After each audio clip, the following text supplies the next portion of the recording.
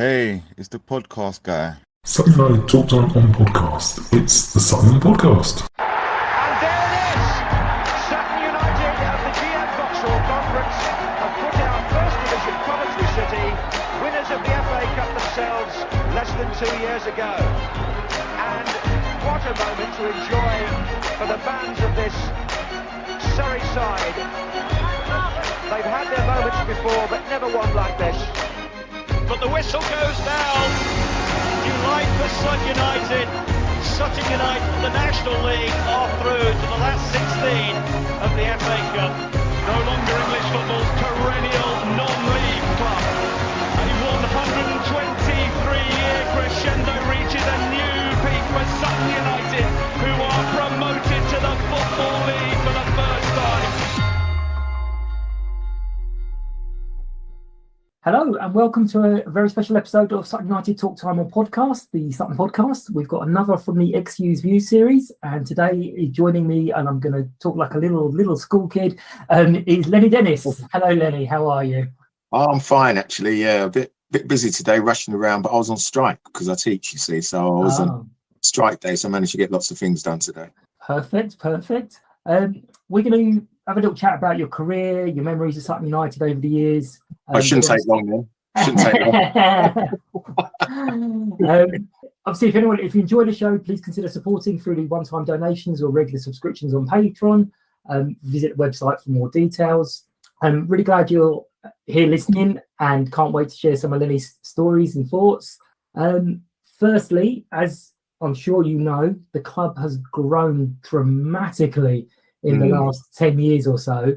So there's going to be lots of fairly new supporters who you're just a name on the wall. So not even that. So do you want to give them a little potted history of your career of before you came to Sutton, your time at Sutton, and your time after, as much as you can remember? You don't have to be super detailed. Maybe this can be played back as a bedtime thing, so a lot of the kids will fall asleep if they're listening.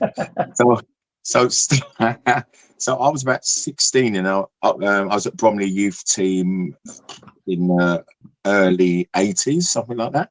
And then I progressed from there, and I went to Dulwich Hamlet.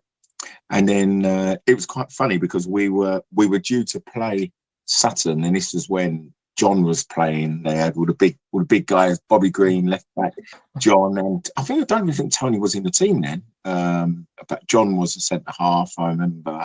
I can't remember who was in goal now. It was oh my gosh, I've forgotten who was in goal for Sutton at the time. But they had all the big stars really. And I wasn't really playing for Dulwich at the time. I was sub. I'd get the occasional. I'd come on if Paul Harding was injured or some of the other guys were injured. And then one day Billy Smith, he was like a top manager at the time at Dulwich. He did a team talk and he said, well, so-and-so was out injured, so-and-so was out injured, so we're going to have to go with Lennie tonight. And I thought, oh, cheers, Billy. So anyway, I played, and it was the best game I had played for Dulwich Hamlet. And I even shot myself. I won a few headers against John, and no one beat John in the end in those days. So I was a bit shocked to myself, but I managed to do all right that day. And then I got a nod because Steve Galloway, legend at Sutton, Steve was going somewhere. I think he was going to Sweden, and Barry, God bless Barry, was looking for a forward.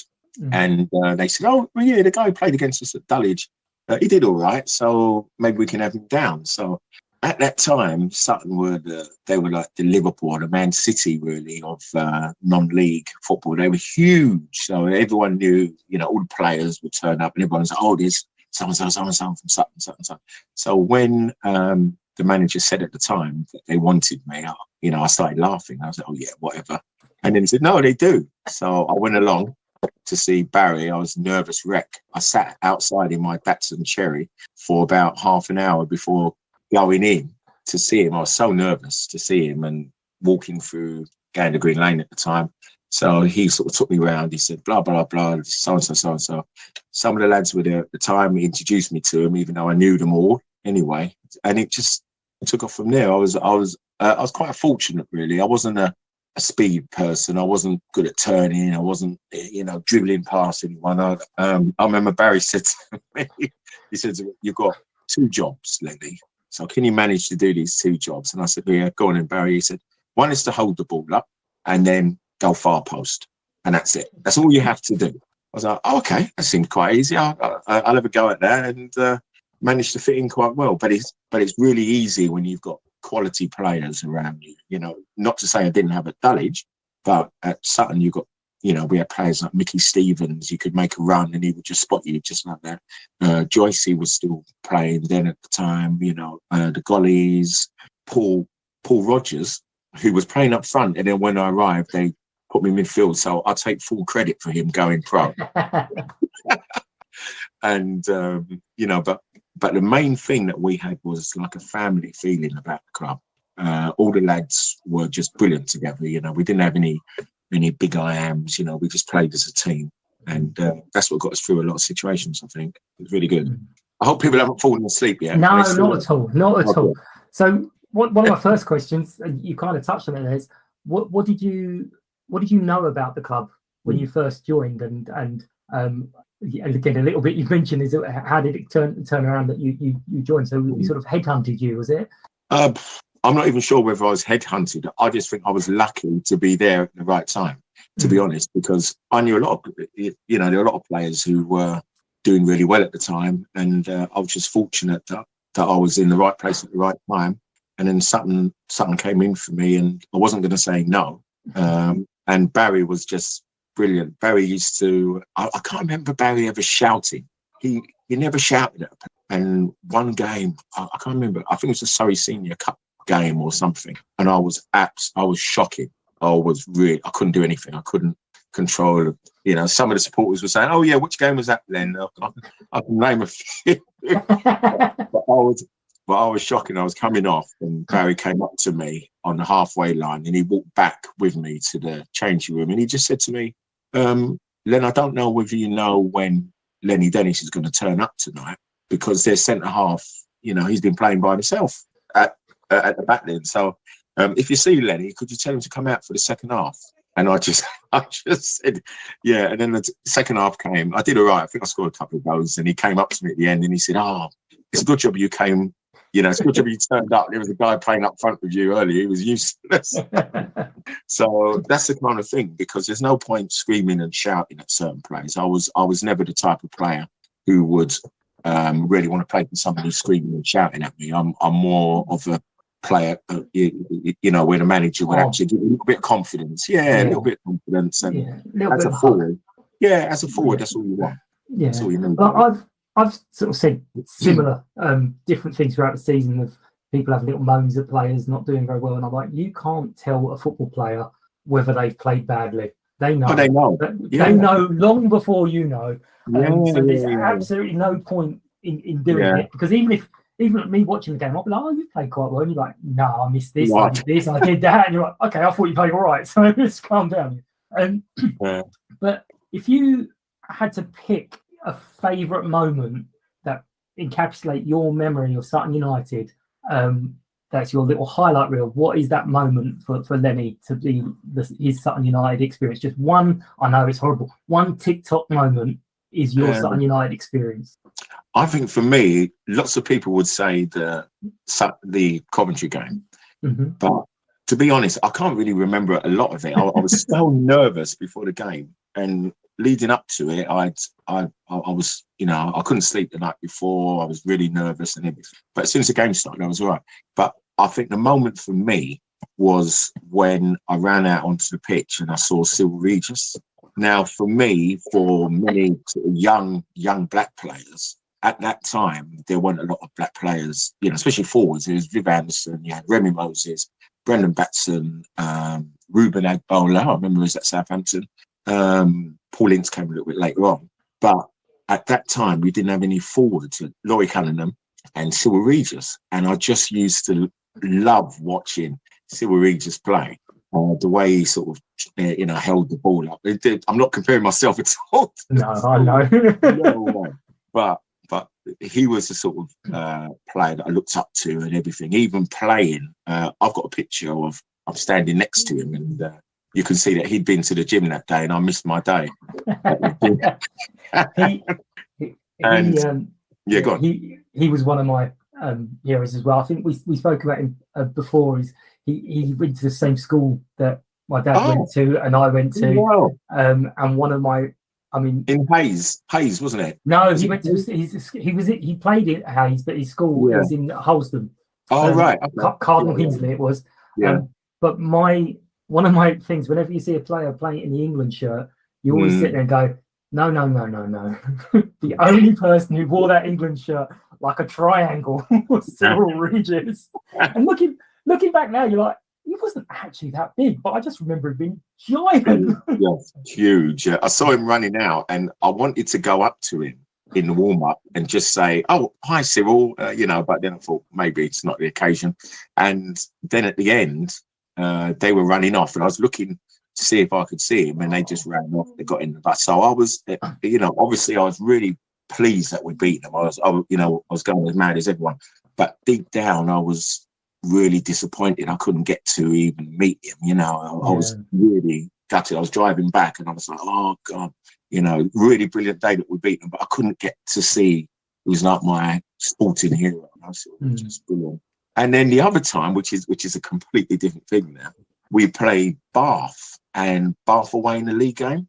And I don't know what it was about Bath, but I always used to score against them. I always used to get hat tricks against them. And I think my third goal away, it was Tony Raines. You could name a lot of tricky wingers, Ray Sunnix, Mickey Stevens, Mickey Cornwall, but Tony Raines ran down the wing, beat two players, and you'd think that'd be it. The referee would blow the whistle and say that's it, and then he whipped in a great cross, and I scored from that. So that's another moment as well. I think I was in shock, and it just hit me on the head and went in. But if Tony's listening to this, he's up there, brilliant. Well, you mentioned Tony, and you mentioned the Coventry match. Now I spoke to Tony a couple months ago. Yeah, I saw that one. Did you? He did mention that I should say something to you about the Coventry match. And a different disappointment that you had, because apparently you mentioned a few days later that you hadn't received your present from the police. Oh, yeah. That was funny. Yeah. Whenever we used to go to away games, I think it was the Norwich game or something. I used to be a little bit of a joke. I used to come out with one-liners, and Nigel used to reprimand me. Big Nigel Golly used to say, "That's enough, Len." I'll be, "All right, sorry, Nigel." Sorry. So anyway, I said to Barry, "Oh, it looks like there's a big police presence today." And he went, "Yes." And I went, "Well, I didn't get anything from him. I didn't get any presents at all." So some of my jokes were a little bit low. I had another one actually, which was crazy. Some of the lads even give me stick today. Was we used to have a drinks thing halfway up the coach, and I used to wander up, and we'd have all different drinks. We'd have tea, coffee, and everything, and we'd have hot chocolate. So I'd go up and I'd say, "Anyone want any hot chocolate?" And they'd say, "Yes." So I'd say, "Study with a kiss." Some of the younger fans won't know anything about that. They go right over their heads. Yeah, but you could do that better nowadays. Yeah. Oh, yes. They call me Errol. You mentioned obviously the growing up, playing football, not having many people to look towards. Because again, I think we spoke about this last time, and people just won't get this. I remember Laurie Cunningham, partly because my dad used to tell me that he played with him, which for years and years and years I assumed was a whole bunch of BS. But apparently when they were at Leyton Orient, him, Laurie, and Tony Grealish used to play together. But my dad used to play, and Tony Grealish used to play. They play for Hendon, under fake names, because my dad used to play Gaelic football a lot, and you weren't allowed to play Gaelic and soccer at all. So they used to all play for Hendon's reserves or something under fake names. Yeah. I never believed it, but then I found something in his stuff when he passed away that there was something that made me go, "Oh, hang on a minute, that story's true. So are all the rest of them true?" Yeah. But yeah, I remember Laurie Cunningham. I remember them being at West Brom as the 3 Degrees.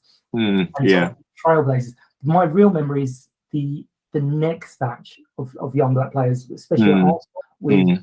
And to me, that was just playing football. I didn't realise how sort of significant it was at the time. And I know we spoke last time about certain difficulties in the games on the pitches, but what was it like playing football with just literally no one to look towards? Was it a bit weird, or?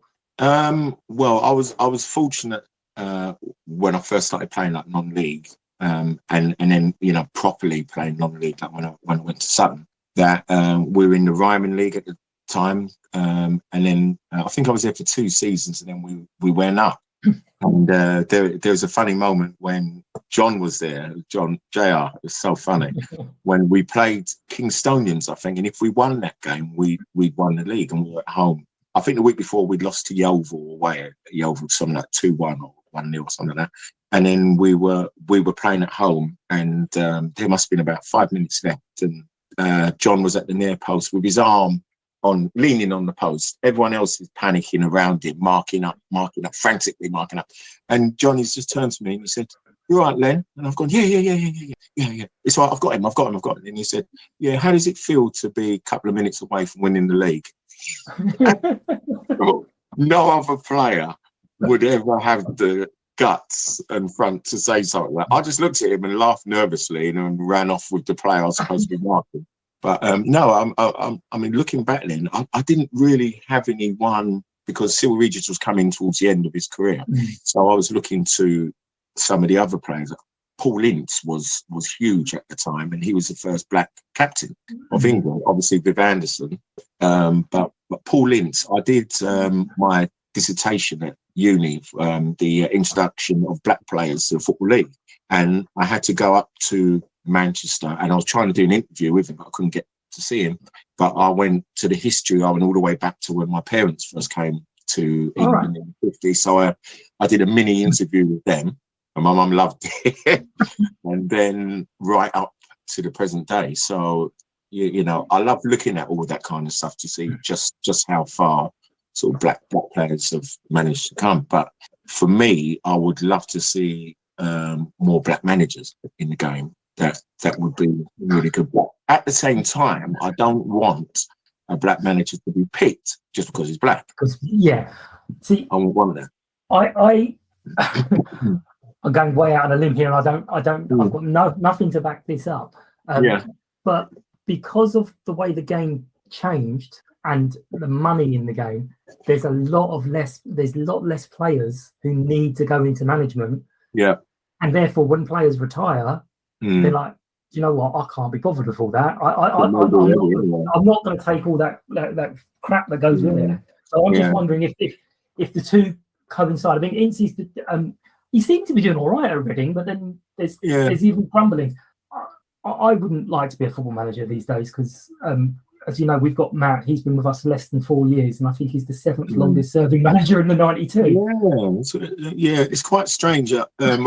I think people want instant success now, and especially now in the non-league game, which is, might as well just call it the 5th division. The conference now, the national conference, is more or less a 5th division. And then I go and watch Dulwich play quite often now. It's just up the road from where I work.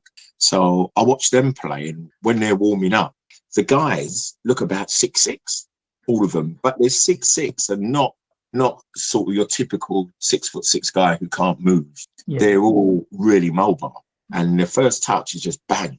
And I look back, I can never forget when I was watching. I was at Sutton at the time. I just joined, a few years into joining Sutton, and I don't know if you remember, but Wire TV used to do a lot of live non-league games, and I think it was called Wire TV, and I was watching an Italian game, and I was just flicking, and I managed to get Wire TV, and I've gone, "Oh my god, this game looks terrible. It looks so poor." And it was a team wearing black and white stripes against another team, and it turned out it was Stafford Range in our league playing. I think it was Runcorn at the time, and I was like, "Oh my god, it's our league." It's us. That's us. It looked terrible, and I was thinking, "Oh my god, do we actually look like that? Is that what we look like when we play?" Yeah. I mean, you keep talking about your first. Yeah, you keep talking about your first touch not being great, but your 6th or 7th was all right. After they got it from down the road. Yeah, John's been brought up a few times with different people that I've spoken to, obviously, because he went on to manage as well. Yeah.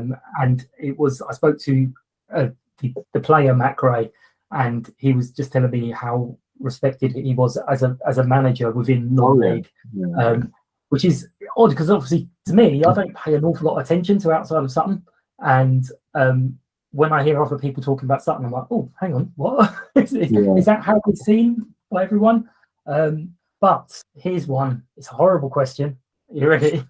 So the best player that you played with at Sutton, so the one that you've got the ball, you need a goal, you need something to happen, and you've got like 30 seconds to go, the clutch. Who are you giving the ball to? Who are you looking for?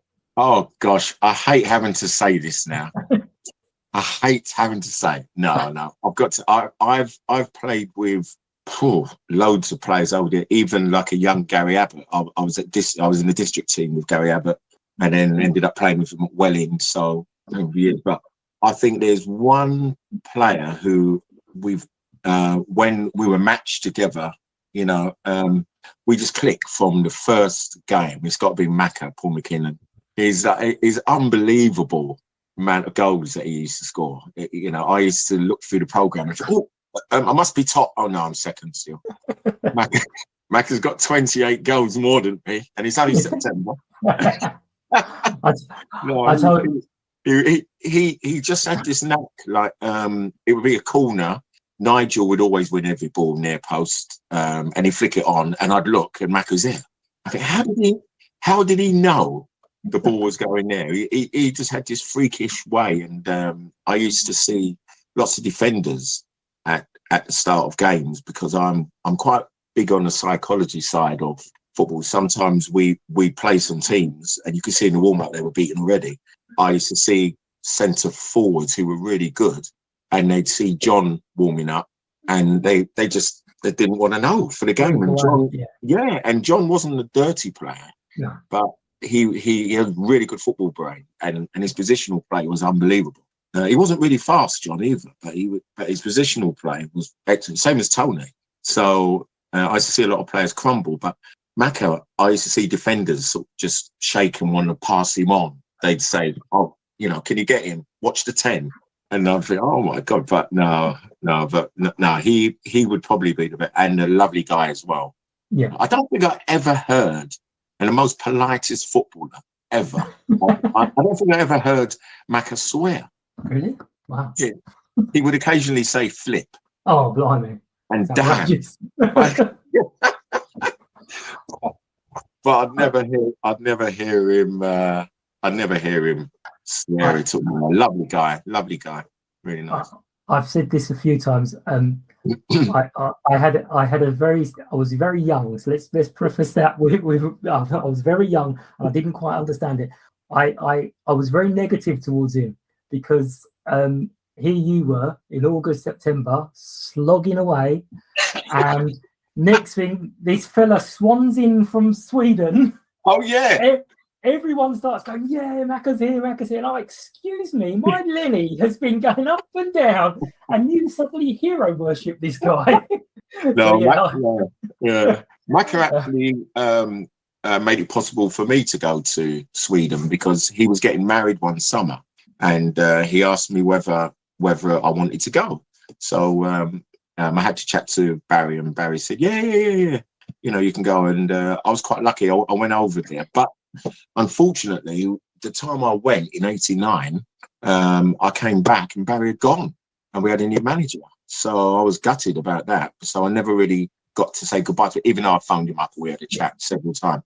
But it was because of Paul. Paul said to me, he's getting married.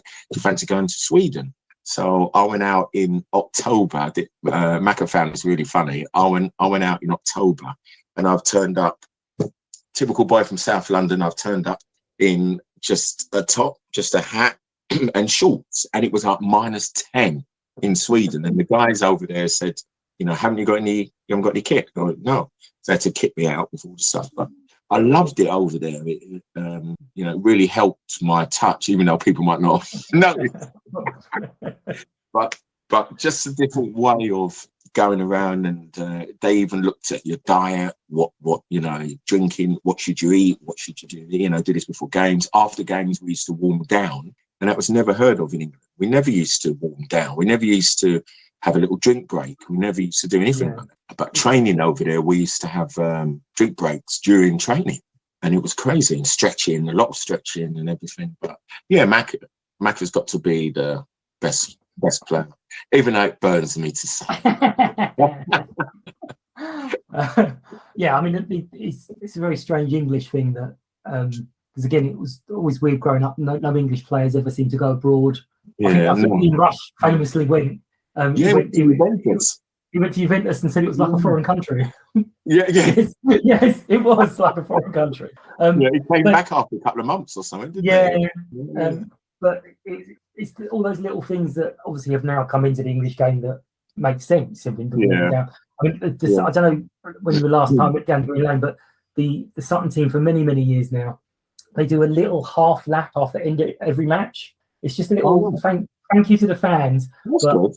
I know it's not just a thank you to the fans, it's a little half warm down. But while you're doing the warm down, give everyone a little clap. And I'm like, that's very clever. That's very good. It's good though. I mean, even now when they come out, after half time, when they come out, they've normally got the fitness guy will put some little markers up and they do little drills, which is really good because it gets you warmed up for games rather than we used to go and have a cup of tea and a bit of orange. Egg sandwich. I think John was there with a cigar. That was on the pitch. He was on the pitch with a cigar. And then we go out for the second half, and it was crazy. But we never had any warm down. We didn't have any warm down at all. Yeah, but it was the same for the other team as well, though. So it's not like they had an advantage. So everyone was doing a similar thing. So can you remember any particular supporters or areas of the ground that were quite particularly supportive? I've used particularly twice. Supportive or negative to you at the time. So was there any sort of area of the ground that you were like, oh God, not them again, or were you like, come on, go and celebrate to them? I was actually lucky that what was it when I joined Sutton? I don't think the first game I didn't score against Bognor, and I should have scored away from home. And until you score as a forward, you get judged by your goals. There's nothing else that you can be judged on. So if you're scoring, everyone loves you. Whether you've done well during the game, I could be rubbish during the game. And then I scored at the end 1-0. Who scored? You look in the paper, Dennis, or normally McKinnon.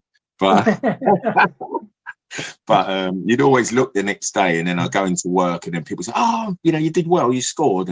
But as a forward, but I was very lucky. I can't remember any time where I got any stick from the Sutton supporters, because I was lucky to be in a team where I had so many chances. If I didn't put most of them away, there was something wrong with me. I think the longest I went without scoring was about 5 games, I think, and then we played Sickley away, and I scored then, and the supporters going mad. But my favourite supporter, and he loved this now, apart from yourself, of course, has to be the one and only Mr. Frake. He is the top. Whenever I played a good game, he'd be the first to come. Oh, Len did well. If I played a bad game, he'd be honest and he'd say, "Well, look forward to Tuesday, Len."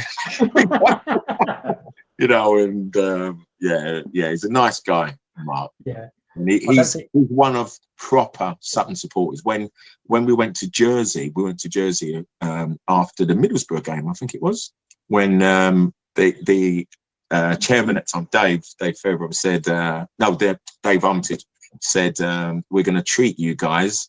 You're going abroad. You've done really well, so we're going to organise something." And we're all in the change room. And Paul Rogers, who was the comedian, he's top with him, and Phil Dawes and that lot. They were so funny. And they would say, "Oh, right, where are we going to go? Where are we going to go?" And then they came in and they said, "Oh, you're going to Jersey." So everyone was like, "What? We're going to Jersey?" But the brilliant thing was, we were playing the Jersey national team, and we ran out to warm up. And behind one of the goals, I think there were about 5 Sutton supporters proper Sutton supporters, that travelled over there to watch the game. We were shocked. We couldn't believe it. I had a lump in my throat, I must admit, to say these guys are brilliant. Really good to do that. Outstanding. Really good. I know it was a little bit before your time, but he was one of the few that went to the Anglo-Italian Oh, games. wow. Yeah, he did those well. He's mentioned it a few times, I think. So you kind of touched a little bit on some of the other things that happened around the club, but are there any stories from the training ground or dressing rooms or nights out that the passing of time allows you to say? You do not have to name names, but obviously people will know who you're talking about. Yeah, I got to keep it clean. But I'm trying to think. Well, going back, and the lads who went obviously would know about this, and I'm keeping it, and I do have to keep it clean. I had to put my politician's head on. We went out for one night. We came back, and above our hotel there was a light. There was like a red light shining, and one of the players, I won't say who it was, one of the players was actually sitting outside on the light itself, stark naked, pretending that he was a lady of the night, shall we say, and he was beckoning us, "Come on, lads, come in." That's got to be one of the funniest moments that's happened. That's happened for me personally.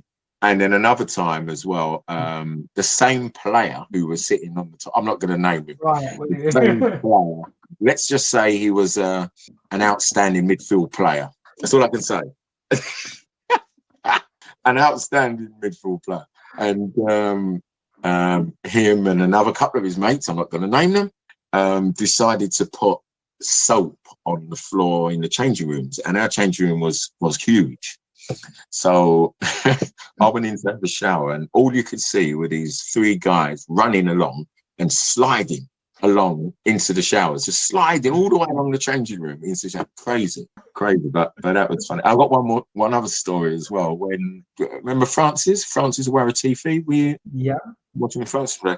We played away. Oh, where was it? But we had to get the train. We had to get the train on, so we're at Euston, and Edgar was shattered. Right, he'd had a really good game. I think he scored a couple of goals away from home, and he made the cardinal mistake of falling asleep in front of the lads. Don't do that. If you do that, you're just asking for trouble. So he was dozing a bit, and people were looking at him to just say, no, don't doze off. Kept on dozing. Eventually fell asleep. One of the players, I'm not going to name names, Phil Dawson, decided to get some talcum powder and pour it all over him, all over his jacket, everything. Oh, and I think Barry came along, looked at it, he went, "What's going?" And he just walked off. Yeah, I'm dealing with this. And so we pulled in, and I think somebody gave him a nudge, and he just went potty because he had to go. He was just covered in it. Every bit. He was just mad. I've got others, but I can't. I don't think I can. Yeah, okay. protect the guilty. I mean, innocent. So, in your time at Sutton, do you feel you underachieved, overachieved, or was about right for what you were doing, and how's that compared to other clubs you were at? I think I probably, if I'm totally honest, I think I overachieved there because I never really saw myself as everyone knows I love to laugh and joke and everything. I do, but I never saw myself as a top striker. I was doing all right. There were like a few seasons where I came second top goal scorer in the league and stuff like that, and I loved it there and everything. But I think if somebody would have said to me when I was at Dulwich, just trying to get in the team, in 3 years' time you're going to be at Sutton United and you're going to be winning that league and then playing in the conference and blah blah blah, I'll be like, no, I don't think so. But because of the coaching that I got there from Barry, from all of the coaches there, and all the lads as well, we had such a good team spirit. There's no good having 2 or 3 really outstanding players and then the rest of the team that don't talk or anything like that. Lots of times we used to go out that I think the main thing is that we didn't have any cliques. Mm. I've played in a couple of teams when I left Sutton where we had some cliques, you know, and it didn't work. Didn't work because you can see it. You take it onto the pitch. And when someone's in trouble, the best time to see that is if one of the players gets involved and it gets a little bit scuffly. The teams who stick together, whenever everyone's there, then it works out. Yeah. When teams are isolated, you've got one guy and you've got like 2 or 3 others who are pushing them, and don't get anyone else from your team over. But you know, we had some people like Big Nige. When he came over, everyone else scattered. Mark, Dolly, Tony, John, those guys. You know, the other teams, they didn't really want to mess with them. So we had a really good team spirit. And as I said before, what Barry told me to do was simple. He just said, "This is all I want. This is all I want you to do, Lennie. Just do this, and we'll be happy with you." So I just did that, and that was it. Okay. You mentioned how you all get on. Obviously, it's great. We every now and then we see you guys, the Coventry team, back at Canada Green Lane. But you and Robin, are you godfather or? Yeah, I'm quite ashamed of this now. Now I'm godfather to one of his girls, Seren, but I've hardly seen it. It's been a nightmare. And he will tell you, he will sit there and go, "Yes, you should be ashamed." But he didn't. He is up in Wales. He is up in Wales. That's my excuse. Yeah. No, he didn't say that at all. He mentioned that how close we were. You were even a godfather to his child. Oh, yeah. I mean, we are close. You know, I haven't spoken for a while to Jonesy, but we used to.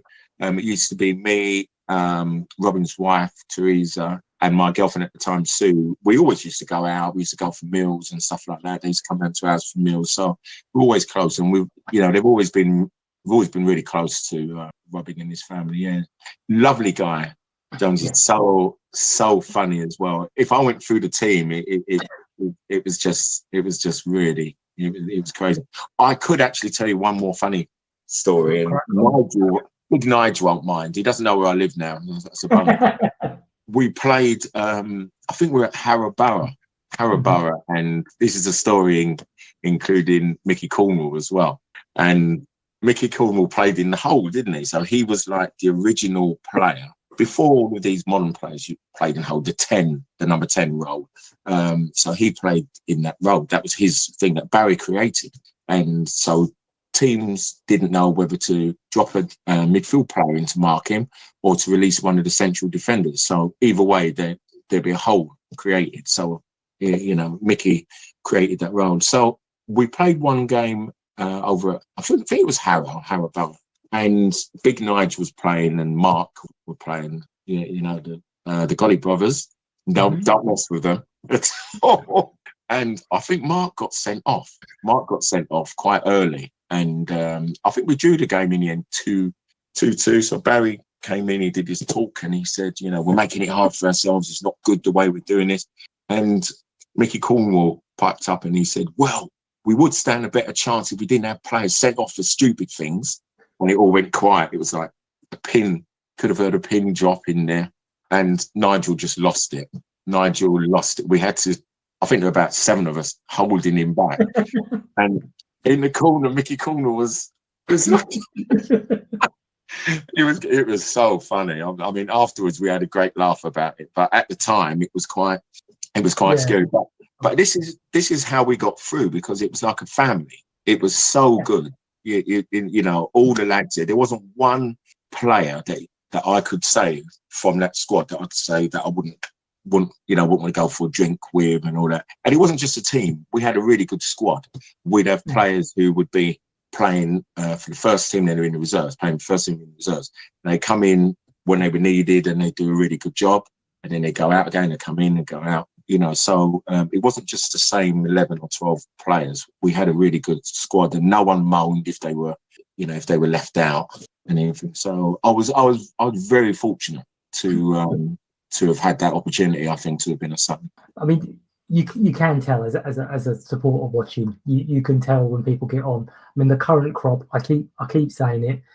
You can just tell they're giving that little tiny bit extra because they don't want to be on the training ground on Monday with everyone taking the piss out of them because Yeah, they let that fella get past them. yeah, So I think it helps. And as you say, when there's a little bit of some handbags, you take names, you see who's not getting involved. You're like, yeah, yeah. But what one moment? So we're putting together a little highlight reel of all the Sutton players. What one Lennie Dennis moment goes on the highlight reel that you want Sutton fans to remember you for?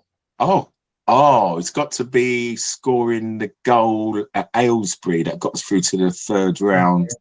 Yeah, that was strange because I could remember. I think it was Phil Dawson who played me through from the halfway line, and I went through. And I used to hate that situation where I had too much time to think: shall I go around the keeper? Shall I shoot early? Shall I try and chip him? And I think the only other time I used to have that was when I was like a younger player and I used to be fed through. But it went through, and I couldn't actually decide what to do. And the keeper came and he stopped, came and he stopped, came and he stopped.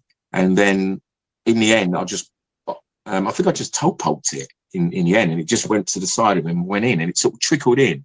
And all I could remember was behind that goal were their supporters.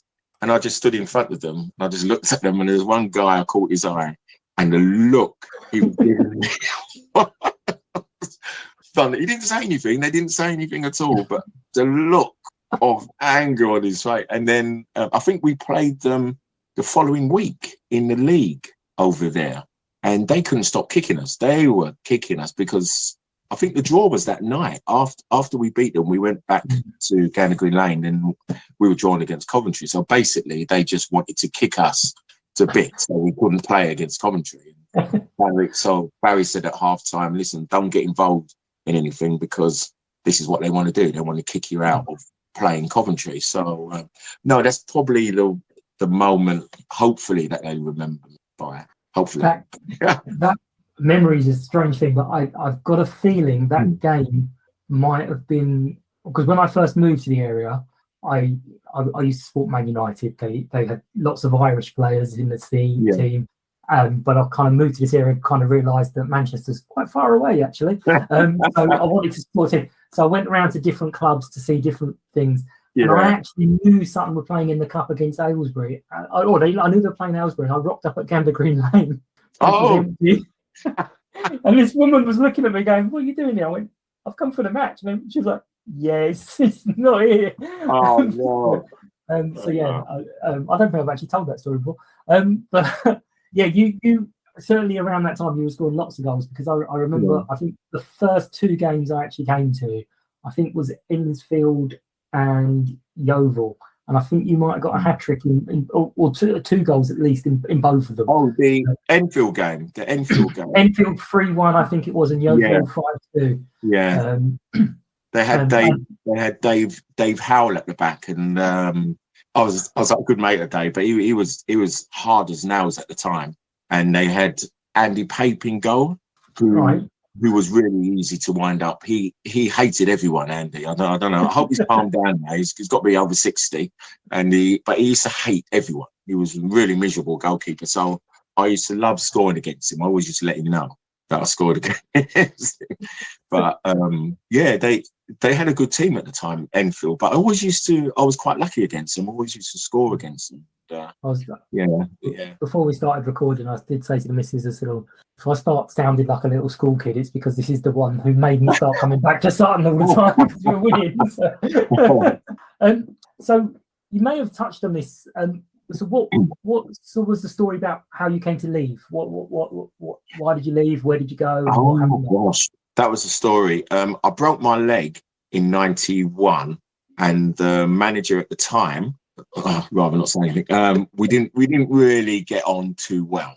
Let's just say we didn't really get on too well, and I didn't really want to play for him. Obviously, I was obliged to play for him, but I didn't break my leg on purpose not to play for him. But before, it's gonna be hard to say. The atmosphere wasn't the same, shall we say? And I could only see the club going in one direction, and it did in the end. But I just wanted to get away, and I did in the end. And I went to Welling. I didn't play for a year. Because I had a pin in my leg. and I had to go to the FA for a tribunal so I could get released and everything like that. All the time I was injured, I got calls from players and stuff like that, but nothing from the other side, if you know what I mean. So I just made my mind up. I thought, no, I'm to go. But I was lucky. I got invited back by Mr. Gain, Alan Gain, and then as soon as he signed me, they sacked him, which was strange. And I was like, oh, maybe it's because he signed me. But then John took over. Yeah. But I think at the time, there's sort of the wage structure was a bit regimented at that time. So I was on loan. I was sent out on loan to Welling. And the strange thing was, so I couldn't get in the Sutton team.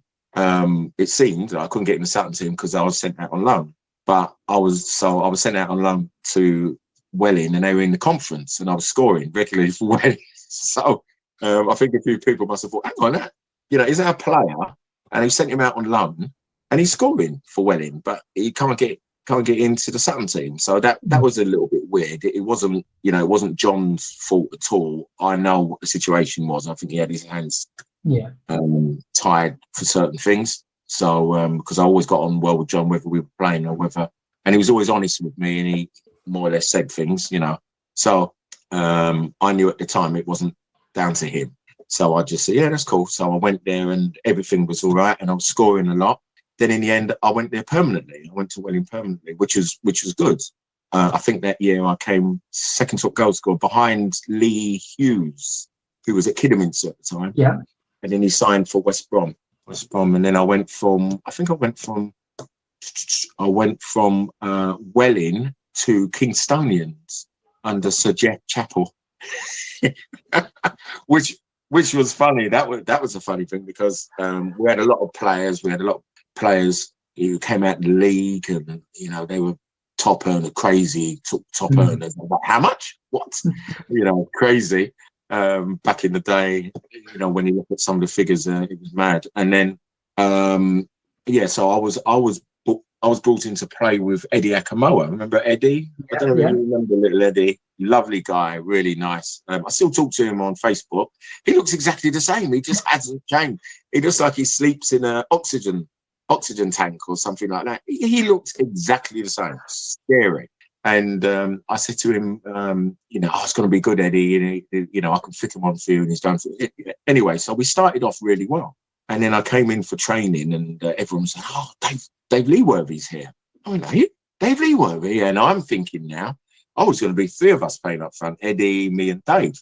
No, it was just Eddie and Dave. And Dave was such a nice guy, lovely guy, great player. So I was sub most of my time there, but just watching him play was, his positional play was just unbelievable. He'd just drift off defenders. They'd be watching the ball and he'd just drift off. He's probably, him and Mac are probably the best forwards that I saw in non-league. I think those two. And a guy called Paul Carter, who used to play, or Steve Carter, who Smudger they used to call him. He played for Runcorn. He was unbelievable, just used to score all the time, constant.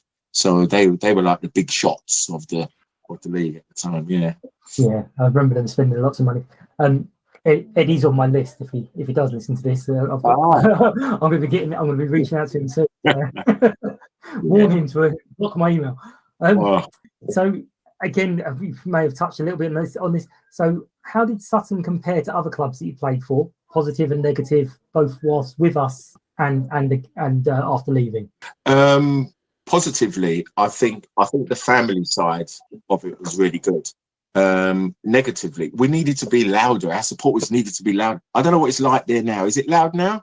No, it's silent. It's lovely. Oh, we used to, when I was at Dulwich, we'd have like 15 hardcore Dulwich supporters, and they were so loud. They'd be like home away, but we always used to joke if someone scored, be like, Getting a bit excited there. Calm down. Yeah, it'd be, can you turn the noise down, please? But Yeah. I mean, the main voice that I always remember was the late Barry Applin. Come on, Sutton lads, come on now. Yeah, come on, lad. Come on, Sutton lads. Come on, lad. And Barry always used to be in the bar with this book. He'd have a book. It was a massive book that he'd carry around like this. It was huge. And he'd just come up to you and he'd say, "Okay, how much are you donating?" And I never, all the years I was here, I never had the guts to ask him what the book was for. I just used to give him money. And it could have been for his holiday funds as long as, I didn't have a clue. And all the players just used to say, "Oh, just give him money. Just give him money. Just give him money." Yeah. Yeah, it's similar now. I think part of the problem is the two big, wide, curved terraces. Because if we do start, I mean, I'm not saying we do, but if we did start lots of noise, it just goes up into the air, so you can't hear it anyway. Yeah. But we have started responding to the away fans singing, "Is this a library?" Like, we're doing the shush, be quiet. We're watching the game. Shut up. But yeah, no, it is one of the things. To be fair to the young ones, they are doing everything they can, and they're trying to make us old gits join in with them a little bit and get something going. So who knows? Maybe we'll get a bit more cover on the stands. It will change. But, I heard a song. I heard a song for one of the wingers that I saw on that was good. Was that you? You put it off on, because you're on TikTok. They all laugh at me for being on TikTok, and I'm like, it's all right. And I'm an old git. I go on it. Yeah, it's great. Yeah, the day that I nicked it from an Arsenal fan. I'm gonna be honest. I didn't make it up. I nicked it from an Arsenal fan. I saw it and I thought, oh, good. We never had any songs. I think I had a song when I was at Woking. Yeah, the thing was, when I went from Welling to Woking, it was like playing for a pro team. Their crowd, unbelievable. We used to have about 3.5 each home game, and it was just such a brilliant atmosphere there all the time. But that was the only team within a few miles apart from Guildford. So you always used to get a big crowd, and the crowd were good. They had a little section that used to slate me. Even if I scored, I'd still get abuse from one or two guys. "That's rubbish, Dennis." Just got good, Dennis. And then in the end, if I scored and he didn't have a goal, most of the time the supporters around him would laugh, because it was just like, in the end, he just used to do it just for, which was funny. So you've obviously mentioned you've been down a few times watching like the warm up and stuff, but did you ever think that Sutton would be a league club when you were there? Did you ever think they could be a league club? Yeah, I think the highest we got in the conference at that time, I think we came about third one year. We had a really good year, and I think we came third. But the first year that I arrived, I think we won the league then. I thought, all right, we're going to go in the conference. And at that time, we were just always sort of holding back. And then I think the following year, they were saying that if they don't do it, some players would leave, because, they go to Maidstone and Enfield because they wanted to go pro. They wanted to get promoted to the Football League. So I think they might have got a bit scared to say that some of the players were going to leave. So they decided to go up to the conference, and it was brilliant. I loved playing in the conference. It was so good. It was so good. It wasn't as physical, which was strange, because I thought going from the Theodora and then the other leg, before the one below the conference, it was Theodora, Ryman Premier. It was physical. Those were the days where you get a centre half would just clatter you from behind, and then the ref would say, "It's all right, 9, get up. You got the free kick. You're fine. Pick up your leg later on." So, and then centre halves would get the first one free. If they clattered through, they'd say, "It's my first one, ref," and it's all right. But now, someone body checks someone and then they're booked. It is crazy. It is crazy, But I used to look at players like Mickey Stevens, and I could never understand why he wasn't a professional. And I used to say that to him, and I mean, Paul Rogers was in the end, but we had so many players who should have been snapped up, especially when we played Middlesbrough. Paul Rogers, when we played them away, he was brilliant in midfield that night, and I can remember a few people were saying to him on coach coming back, they didn't think he was going to be with us for much longer, and he wasn't, was he? Really, he got snapped up after that. Years, but no, he was a brilliant player, Paul. Really, really, really good player. But the funniest story I think was Efan Akuku when he came. Yeah. I never forget. Ken Island, he was doing the reserves. I think we'd lost that day, so we went back to the club. We were having a drink, and all I can remember was his mop of hair coming in. Kevin Keegan, curly hair, flapping behind him. And he ran up to us and he said, oh my God, we had this lad playing for us today. He's unbelievable. He's going to be pro. And we're like, all right, Ken, and he said, Efan, his name's Efan. And Barry went off with him and had a chat. And all you could see was Ken doing this. And then he came and played with us the following week. And I think we played this pattern called POMO. Barry called POMO. It's positive, offensive, something like that. We found for some book that he was always studying this different. And I think we played Enfield that following week, and I think it was me, Joycey.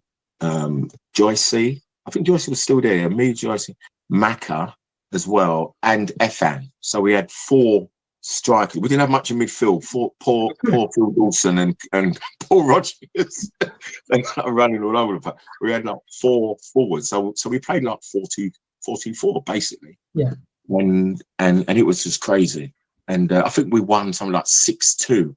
And Efan scored 4 goals. He was unbelievable player, unbelievable. And he was so cool about it as well. He was just took everything. Right, really nice guy, nice guy.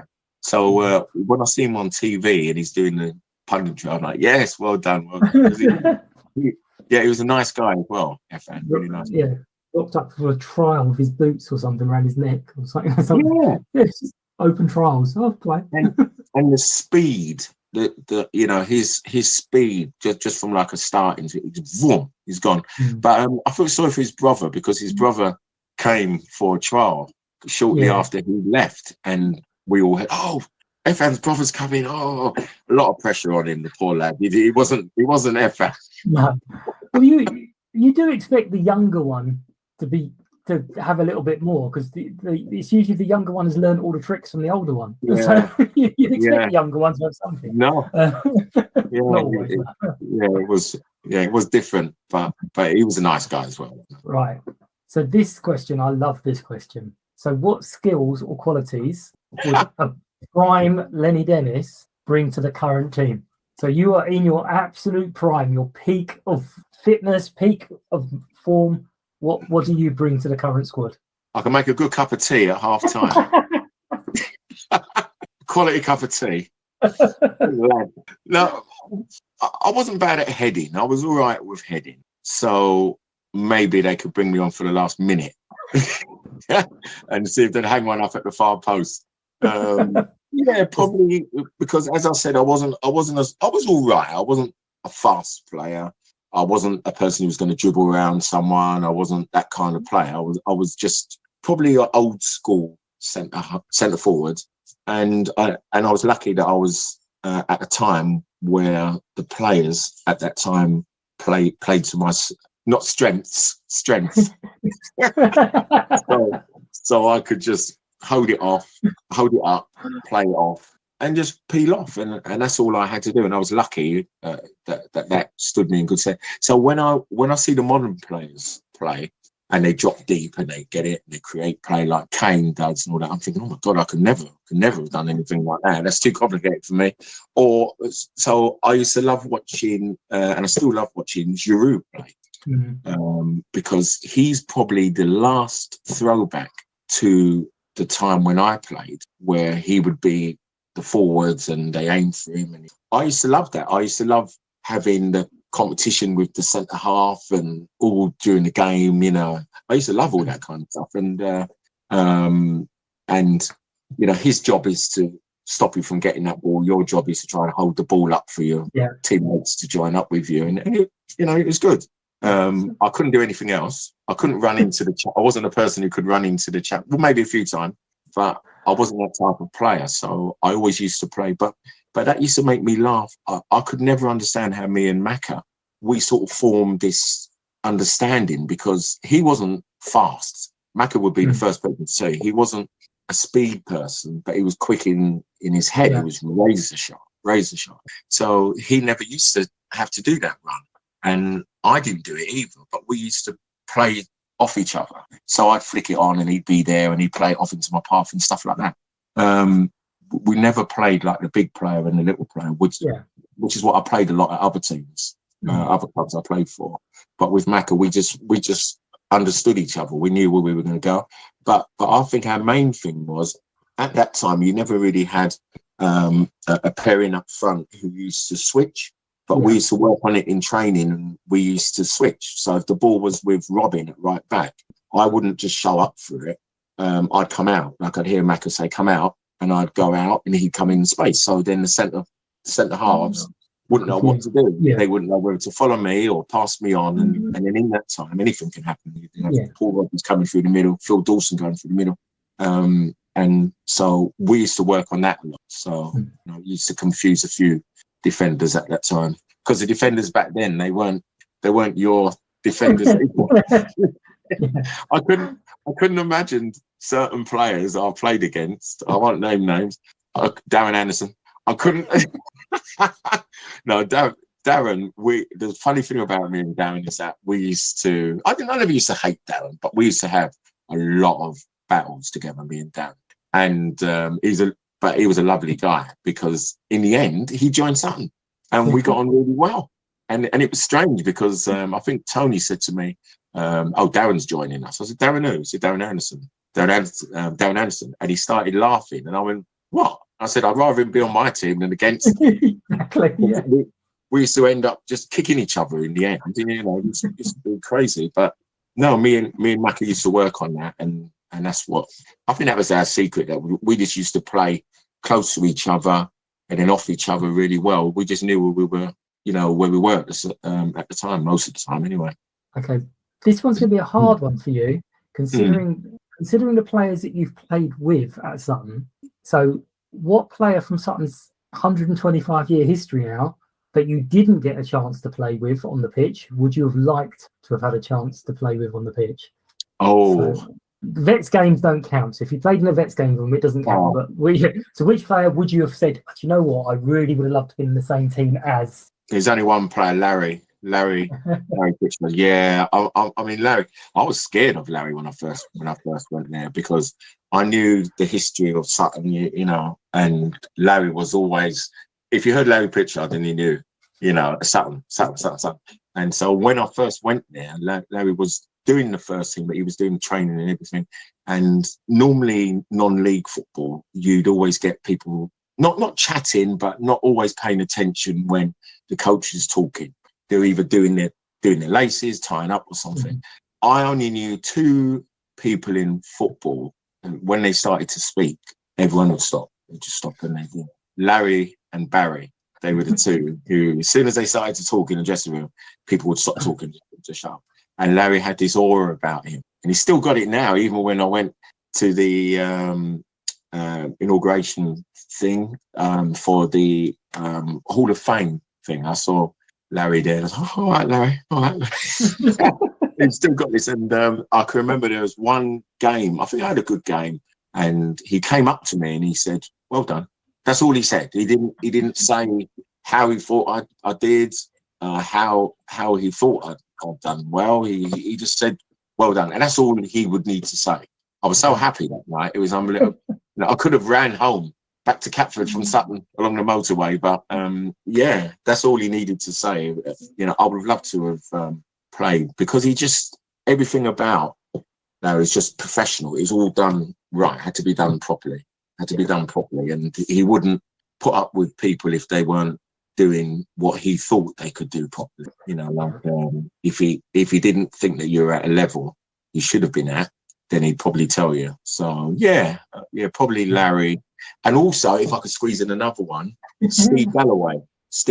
I always wanted to partner Steve up front, but we never really had the chance because when he left, I went there. So, and Steve went to Sweden, and it was through Steve and Macca that I got the chance to go to Sweden. So, and also it was through Steve how I got to Dulwich. So I often say, because I'm still in touch with Steve, and he often says, "Oh, if it wasn't for me, you'd been you would follow me around." Yeah, so I went from Sutton youth team. No, I went from the Bromley youth team to Dulwich through Steve. And then when Steve left and he went to Sutton, and then from Sutton, I think he went to Palace, didn't he?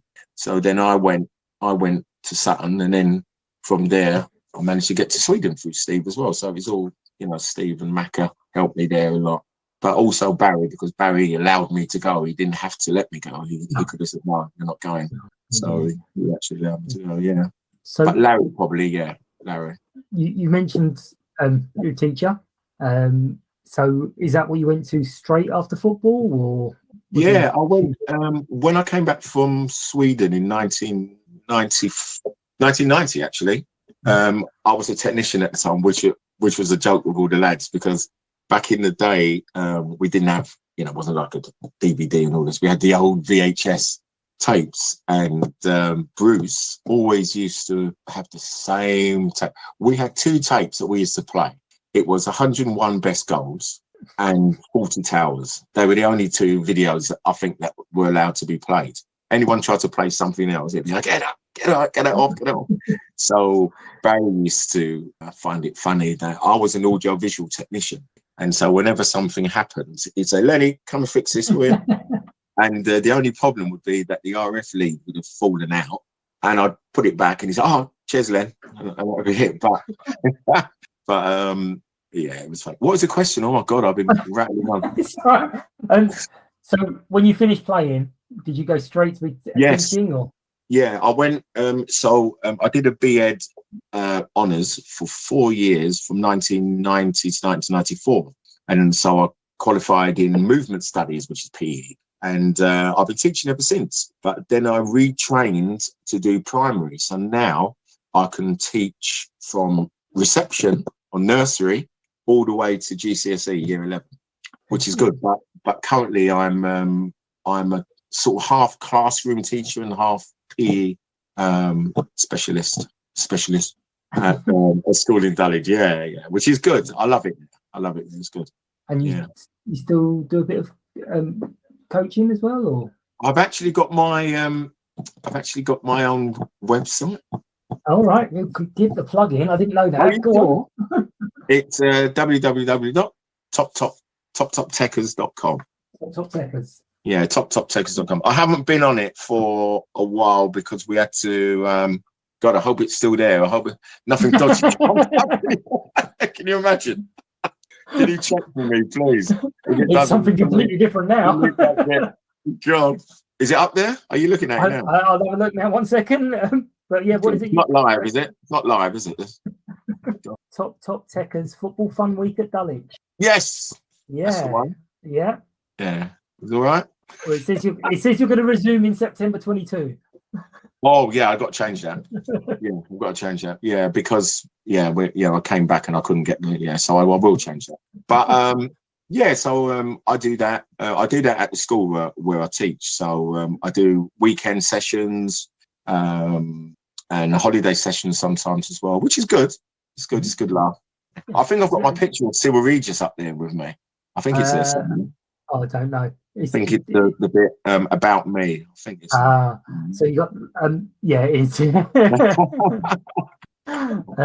But you got the good age group kids. They're the ones before they start shouting ref. Yeah, before they.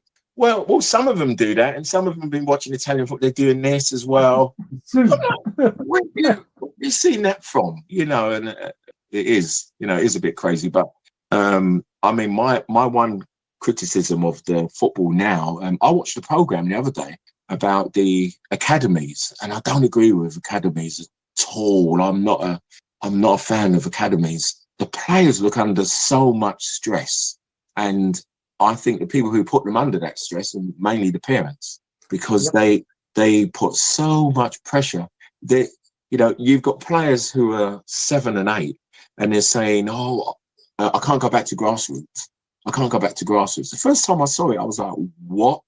So they're looking down at young players who play grassroots football just because they're at an academy, and they could be at an academy from, I think it's 5 now, isn't it? 5 or 6, something stupid like that. Yeah, and then they could stay there season after season after season until they get to, I think it's 17, and then they get to know whether they're going to turn pro or not. And even when they turn pro, they're on something silly like £7 grand a week, yeah. 7-8 grand a week, which is, why are you giving a 17-year-old that kind of money?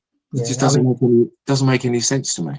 Obviously, it's loads of money in football, but I think that's one thing we could learn from American sports is all their contracts are kind of weighted to the end of the contract. So you get money, but it's in 3 years' time if you see your contract through. So you're not getting it straight away as a young and so many kids who feel like their career is over.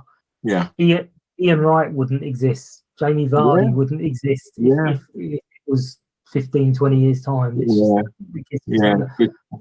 We've got Eastie who came through the Arsenal thing. I mean, he did get into the first team and so on. But then we've also got Kobe who's come up the other direction. So we've got 2 players in the same team who's kind of got completely different routes to football. It is all very strange for kids. It is crazy because some of the I mean, I was watching it, I was cringing. There were some of the parents. They were, I mean, each training session was like a cup final for the players, and then the coaches are pulling them aside after each training session and they're analysing the session. I saw something on TikTok. I'm on there for hours looking at the football drills and looking at this, and there was one guy that said that academies should be taken away completely. They should go back to training with their age groups. So, but it's all separate. And then if they think they're good enough, then they keep them on next year. But the pressure that some of the parents on, there was one guy on it who wasn't allowed to go to the training session because he was shouting over the coach, because the coach was telling him to do something. He was telling his son, "No, drop back. No, push on. So whenever I take the team for the school that I'm at, I always tell the parents before, say, listen, encourage your child, but please don't tell him or her where to go positionally. Leave that to me. If I get it wrong, then I'll get it wrong. But please leave that to me. But what I do is that I allow them to have an input at half time. So I will give my halftime talk, say, look, we need to do this. And then I'll say something to the parent, normally I just use one. And say, have you got anything that you want to say? And if they say, "Oh, yeah, can I say that I'm, really proud the way you're doing it?" I say, "Okay, that's it." But I don't let them have an input tactically. I let them say, "Oh, it's really good, we're doing this, or we're doing that." But I don't let them say, "Oh, I think you should drop back," or anything. But some of the parents are just looking at the contract that would make their life a lot easier. Yeah, absolutely. I haven't got a son and my daughter's into dance, so I'm quite lucky that I've actually been a dance dad. Yeah. And but I can't shout out, "She should be at the front of the line. What's going on?" Well, I used to run Sunday team, and then my eldest played football. So it was Little League. But I was kind of coming from being on the sidelines with a bunch of Sunday League footballers to sort of under 7 girls. Yeah. And I'm like, I don't know what to do. And I couldn't do I obviously couldn't be my normal self because they're kids. So what I did is I agreed with the manager that I would film my daughter. Oh, right, not that's good. anyone else. But what it did is it just meant that I was concentrating on filming her, nothing else on the pitch, because I knew I would be that, "Come this way, come do this, come do that." And even though I didn't, I put the film up for her to watch. She's like, she was 7 or 8. She was like, "Dad, we are not sitting watching my game. We're not doing that. Not a chance." But the youngest one, the 5-year-old, is saying that she wants to play football now. And well, no, me and the missus are kind of going, "Wouldn't you rather stay dancing? That's all indoors." Do indoor stuff. Don't make me stand out in the cold again. We used to get very, very annoyed at lots of the parents getting way too excited. I mean, I will admit I did some coaching from the sidelines, but I stand by it because it was one of the girls on the opposition side. She was a bigger girl, and she was trying to track the runner of someone way more skillful and way faster. And I was like, don't try and run with her, just run that way, cut her off from getting into the box. And then she did it on the next time, and I was like, why did I just tell the opposition player what to do? What's wrong with me? But yeah, I can't even stand watching in the park kids football because of the parents. I'd love to just stand and watch the kids play, because one of the first questions you should be asking as a parent is, did you have fun? Never mind anything rest. Just, did you enjoy yourself? Did you have fun? Because the kids learn more from going on the wrong run or doing the wrong thing. They're like, oh yeah. And if the dad is telling them what to do, or the mum is telling them what to do, they don't know why they're doing it. They're just they're just doing it. Why am I telling you your job? Anyway, it's fine. No, I'm always trying to tell the kids, the first thing, just have fun. I mean, even us as adults. I mean, I can name some coaches when I was at Sutton, and I'm not going to do it, and some other coaches where we used to have a session, and it would last 2.5 hours. There was one person, oh my God, 2.5 hours the session would last for. And it wasn't, it wasn't a session where you'd think, oh, okay, we've done a lot of this, we've done a lot. It was a lot of standing around, and it would be weather like this. We were standing around all that time. And then I went to Welling, and we had Theo Foley. I don't know if you remember Theo Foley. And he said to us, our sessions are going to last no longer than 45 minutes. What's he talking about 45? We can't have a session for after 45. We'd come off drenched, and we would have done everything. We did a warm up, and everything was with a ball. We do warm ups with a ball. We do the doggy drills with the ball. We do little fun games with the ball, and you'd be amazed how much that you would take in. We do our positional stuff in the changing room on a board. Saying, right, I want you to go there, you go to there. Because he used to say, there's no point doing it outside, just going to get cold, you get injuries. But it all depends on the coach you have, and as I said, Barry was just a master of knowing how to treat each player. I didn't know one player who had anything bad to say against me. Even if the funniest thing that happened to me at Sutton, I don't know how I didn't mention it before. My mum, who's passed on now, and Barry obviously has passed on. And Barry was so smart the way he did this. At the end of my first season, I was on good money. Some other players were on a lot of money, but I was on good money, and everyone knew how much people were on and stuff like that. But that wasn't the main thing about our team. Everyone knew what people were getting, but no one really bothered, because we just wanted to play. And Tony would say to us, right, okay, you're all going in for your talks, blah blah blah. Make sure you sign. Make sure you sign. Make sure we're like, all right, then skip. All right, then skip. So we'd all sign anyway. It was like a formality. But Barry said to me, oh, how's your mum, Len? And I said, yeah, she's fine, because I always used to be talking about my mum and dad, blah blah blah blah. And he said, oh, I'll tell you what, why don't you invite her to come in on Saturday for your talk?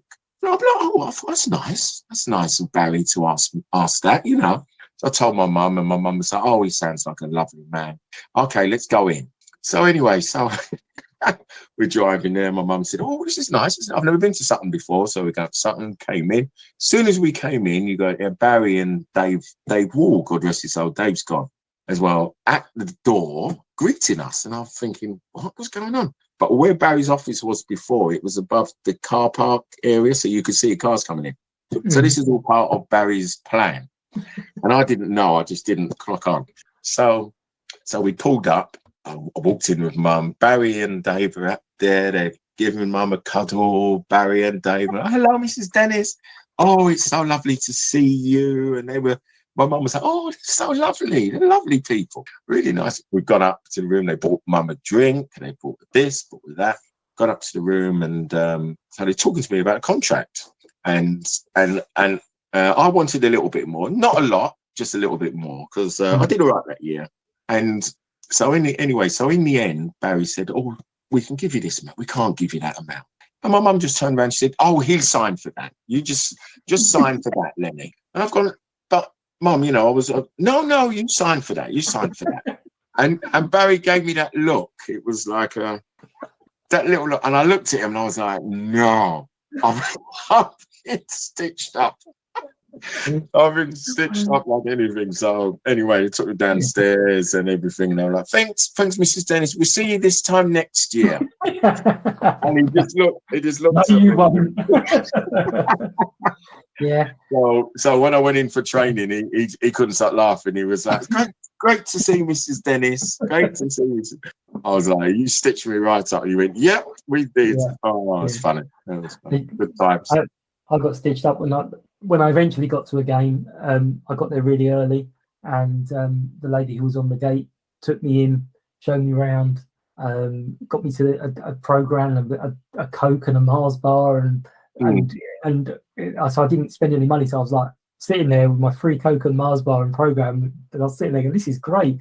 And then when you add it up over the years, you're like, they've got their money back, and they. Oh yeah, they do. They knew what they were doing. It's like Oh, try a little bit for free. Go on, you'll be fine. Yeah. And then it sort of drags you into it, doesn't it? It sort of sucks you into it. It's crazy. Next thing you know, it's 35 years nearly I've been supporting. Is it 35 years? It will be in October because I started supporting just before the Coventry match. I didn't actually go to the Coventry match. Yeah. Oh, did you go to the Coventry match? You didn't go? No, because I had just started supporting and the tickets went on sale. I was like, you know what, this isn't right. I'll let someone else get a ticket. I remember telling myself there'll be other big games. And it was 30 years later. Yeah, I think that was our biggest game. We had 2 seasons where we did really well in the cup. Yeah, it was Middlesbrough. Yeah, and then the Coventry / Norwich. Oh God, yeah. We don't talk about that. But that's when I realised I was a proper supporter, because when that score was coming through on the CFAX or whatever it was, I burst into tears. So I was like, well, I must have some feelings for him. That was crazy because we arrived and Barry came in. He was all elated. He said, Rosario isn't playing. He's injured. But we've gone, yes, great. He's not playing. But they've got a young guy called Fleck, Robert Fleck, and no one ever heard of him. No, I think it's Fleck and Malcolm Allen. No one had heard of him. Young guy's coming in. It's all right. I think Malcolm Allen scored twice and Fleck got 4 or something like that. We were like, would have been better off with Rosario. Nigel would have taken care of him, I think. But anyway. It's still good on that. It comes up every now and then that the Norwich supporters do remember that their team didn't give us any kind of take it easy. They were just going on it. I don't blame them. Yeah. Tony mentioned that he remembered Trevor trying to dig the ball out of the net quickly at 8-0. And he's like, what are you doing? Stop it. Slow down. Oh no. There was one, I think Malcolm Allen scored his 3rd or something, and Trevor shook his hand, and I was like, no, Trev, no, don't shake. Don't shake his hand. Smack him round the face.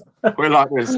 I mean, they were in a different league that game. They were just unbelievable. I think someone went to play the ball down the line. I made the run, and when they clicked it in, their centre half was already there, and I was like, where did he come from? Yeah, where on earth did he go? And I thought this is going to be a long afternoon. It's going to be a long afternoon. I think we held on for the first 15 minutes. We had, I think it was like I think Matt crossed it and it whisked past, and I thought, and their crowd were a little bit, you could sense they were like, oh my God, what's going to happen there? As soon as they got their first goal, that was it. And then they got a second one straight after, I think. So that was it after that. We were looking at the ref. How long we got left? We played 20 minutes. Half time yet, lad. Oh my God. Yeah. I'm going to wrap it up there. Thank you so much for your time. Well, thanks for inviting me. It's been fun. The second ex-player on. You're the only player that's been on twice. Sorry. So there you go. That's an honour. You didn't get anyone else? Is that right? No. Everyone else is busy. I had to wait an appropriate amount of time to get you back. I had to let the restraining order run out. So you have to get a new one tomorrow.